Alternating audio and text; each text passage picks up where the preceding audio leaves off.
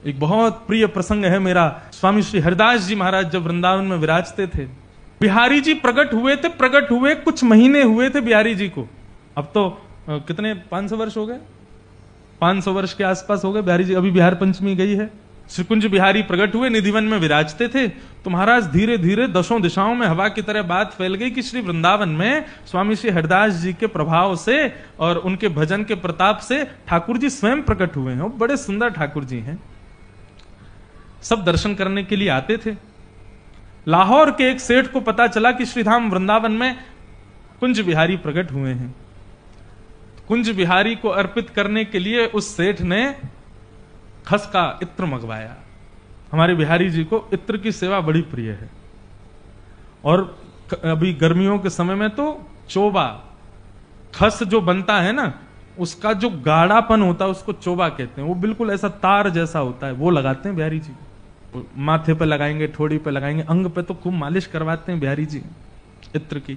तो एक लाहौर का एक सेठ था, वो इत्र उसने मंगवाया महंगा वाला खस का, और स्वर्ण का बढ़िया पात्र लिया, उसमें इत्र लेकर के बिहारी जी को चढ़ाने के लिए निकल पड़ा लाहौर से। स्थिति ये बताते हैं कि महाराज उसके इत्र की सुगंधी ऐसी थी कि वो जिस जिस नगर से निकलता था, वहां के नगर के लोग अपने घरों में बैठे बैठे उस इत्र की सुगंधी का अनुभव करते थे। बोले भैया ये सुगंधी कहां से आ रही है? तब बताते, बोले एक लाहौर का भक्त है, वो वृंदावन जा रहा है बिहारी जी को इत्र चढ़ाने, तो उसी के इत्र की सुगंधी है। तो कई लोग तो इत्र की सुगंधी को सूंघ करके उस भक्त के संग हो लिए कि हम भी चल रहे हैं, बिहारी जी का दर्शन करके आएंगे। और देखते ही देखते महाराज हजारों भक्तों की टोली वृंदावन पहुंची। परंतु उस भक्त के भीतर में थोड़ा सा मान आ गया कि मैं बहुत बड़ा इत्र लेके आया हूं, सोने के पात्र में लेके आया हूं, महंगा वाला इत्र है, वृंदावन के लोग सब लोग प्रसन्न हो जाएंगे। भाई ऐसी वस्तु ठाकुर जी को किसी ने नहीं अर्पित की जैसी ये लेके आया है।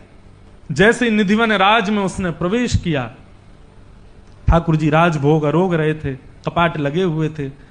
सब रसिकाचार्यों ने कहा भैया अभी तो ठाकुर जी को भोग लग रहा है, अभी समय लगेगा दर्शन में, तुम एक काम करो, तब तक क्या करोगे? तो यमुना जी पे स्वामी श्री हरिदास जी महाराज अपनी मानसी सेवा में बैठे हैं, तुम वहां जाके स्वामी जी को प्रणाम कराओ। उसको पता नहीं था मानसी सेवा किसे कहते हैं। स्वामी श्री हरिदास जी महाराज मानसी में बैठे थे। आज भी मैंने अपने नेत्रों से इस भरी सर्दी में भी वृंदावन के संतों को पसीने में लथपथ देखा है मानसी सेवा में। वो किसी स्थिति में होते हैं, उनका देह वहां होता है लेकिन चित्त वहां नहीं होता। जैसे ही वो भक्त पहुंचा तो स्वामी श्री हरिदास जी महाराज बैठे थे मानसी सेवा में, कभी हिल रहे हैं, कभी मुस्कुरा रहे हैं, कभी कोई भाव मन में, अंदर ही अंदर कुछ कुंज की लीला चल रही है। उसको थोड़े अपने इत्र का मान था, उसने स्वामी जी को प्रणाम किया और थोड़ा समीप ना इत्र रख दिया और इत्र का ढक्कन और खोल दिया ऊपर से कि सुगंधी आ जाए तो इस स्वामी जी के नेत्र खुलेंगे, तो ये पूछेंगे भैया सुगंधी कहां से आई, तो मैं बताऊंगा मैं लेके आया हूं। और स्वामी श्री हरिदास जी महाराज थोड़ी देर तो चिंतन करते रहे और थोड़ी देर में ही ना जाने क्या हुआ, ऐसे रेत को आसपास अपने खोजने लगे, कुछ खोदने लगे। तभी वो इत्र के पात्र पर उनका हाथ पड़ा, उन्होंने उठाया, उठा करके सीधा उसको यमुना जी में फेंक दिया। पूरे इत्र को स्वर्ण के पात्र के सहित फेंक दिया। वो भक्त तो देखता रह गया, इतना महंगा इत्र इतने महंगे पात्र में लेकर के आया मैं, और अभी ठाकुर जी को चढ़ा भी नहीं था और ये बाबा ने फेंक दिया। एक बार भी ये विचार नहीं किया कितना महंगा है, क्या है ये कैसी स्थिति है भैया। वो स्वामी श्री हरिदास जी को पकड़ने के लिए, कुछ पूछने के लिए जाने लगा तो वैष्णवों ने रोक दिया, बोले अभी स्पर्श मत करना, स्वामी जी मानसी में। और उसको क्या पता मानसी क्या होती है। वो तो मन ही मन सोचने लगा मैं बहुत बड़ी गलती हो गई मुझसे, बहुत बड़ा अपराध हो गया, इतने रुपया तो अपने घर में खर्च कर देता मैं, और ये कौन से बिहारी जी आ गए हैं, इनके लिए इतना महंगा इत्र लाया और ये मैं उनको अर्पित भी नहीं कर पाया, ये बाबा ने पूरा फेंक दिया यमुना जी में। मन ही मन सोच रहा था अभी चला जाऊंगा वापस और जीवन में कभी वृंदावन नहीं आऊंगा। तभी स्वामी श्री हरिदास जी महाराज के नेत्र खुले, प्रणाम किया, और प्रणाम करके जब नेत्र खोल करके आसपास देखा तो वो भक्त बैठा था। उसने प्रणाम किया। स्वामी जी बोले बिहारी जी का दर्शन किया तुमने? नहीं अभी राजभोग पा रहे हैं, जाओ जल्दी जाओ, ठाकुर जी के दर्शन खुल गए, दर्शन करके आओ। भक्त बोला अब इत्र तो गया नहीं ठाकुर जी को, इनसे क्या पूछूं मैं, इतने भक्त खड़े हैं, उनके इतने सेवक खड़े हैं, इनके सामने क्या बोलूं, बिहारी जी को दर्शन करके वहीं से ही निकल जाऊंगा, आऊंगा ही नहीं लौट के। जैसे ही निधिवन राज में प्रवेश किया, निधिवन के प्रत्येक लता गुल्म पर वो इत्र छिड़का हुआ था। और जैसे ही बिहारी जी के सन्मुख पहुंचा है तो सघन कुंज में मुकुट से लेकर के पैर के नख तक बिहारी जी के अंग से वो इत्र चुचा रहा था। ठोड़ी पर मानो जैसे वो इत्र नीचे टपक रहा हो। उसका देह कंपायमान होने लगा। बिहारी जी को प्रणाम किया, दौड़ करके स्वामी श्री हरिदास जी के पास गया।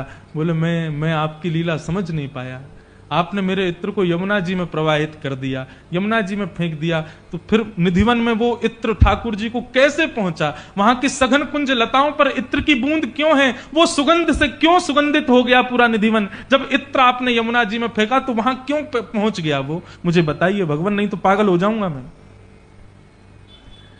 स्वामी श्री हरिदास जी महाराज ने अपनी मानसी सेवा का उजागर किया। मानसी सेवा कभी उजागर नहीं करते संत लोग, लेकिन आज उसके हृदय के भाव के लिए उजागर किया।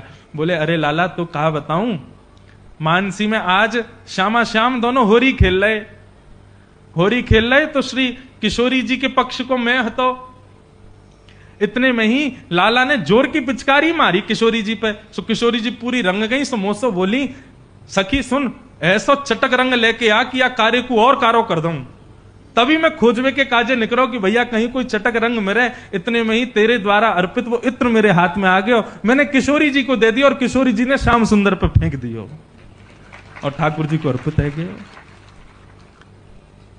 बोलो कुंज बिहारी लाल की, श्री वृंदावन बिहारी लाल की।